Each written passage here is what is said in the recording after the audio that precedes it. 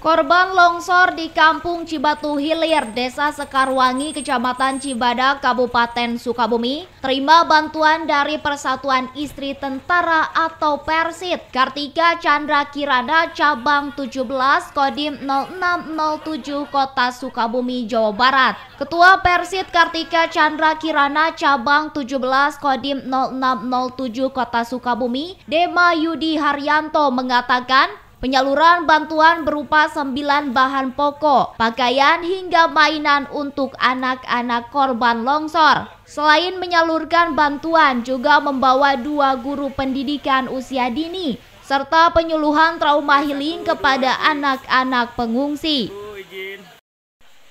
Mainan anak-anak juga kami siapkan untuk anak. Kemudian kami nanti ada trauma healing yang untuk mengobati sedikit mengobati trauma anak-anak. Kami membawa ibu guru TK 2 orang. Jadi nanti bisa sedikit menghibur anak-anak.